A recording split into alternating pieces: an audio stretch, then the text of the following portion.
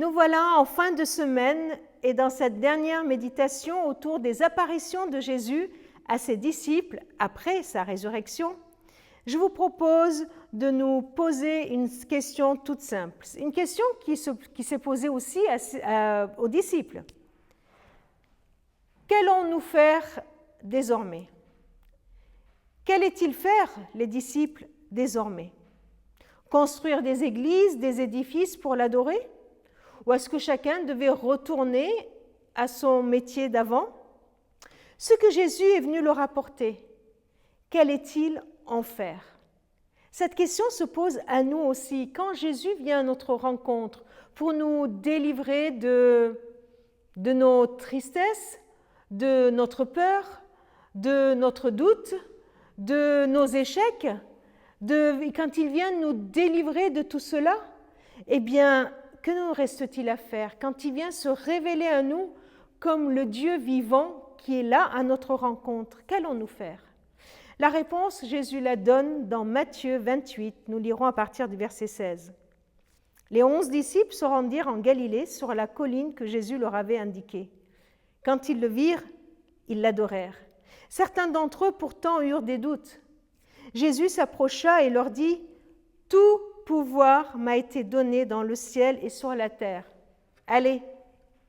Allez donc auprès des gens de toutes les nations et faites d'eux mes disciples.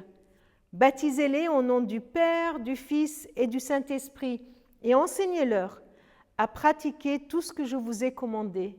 Et sachez-le, je vais être avec vous tous les jours jusqu'à la fin du monde. » Jésus ne veut pas qu'ils restent inertes. Il leur confie, il leur rappelle leur mission. La mission de Jésus qui devient leur mission. Il leur dit, allez, déplacez-vous. Ne restez pas centrés sur vous, ne restez pas là autour de vous-même, ne tournez pas autour de votre nombril. Allez, déplacez-vous, allez vers les autres. Auprès de qui? Auprès de tout le monde. Auprès des gens de toutes les nations.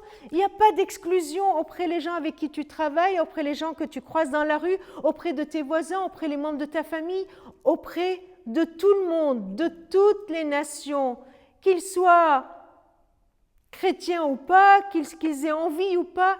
Vas-y, déplace-toi, va-toi vers eux. N'attends pas qu'ils viennent, va-toi vers eux.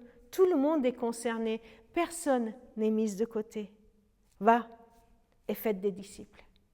Faites aux autres ce que j'ai fait pour vous. C'est ça, c'est ce que dit Jésus dans cette phrase. Faites des disciples. Il a passé 3 ans à faire des disciples.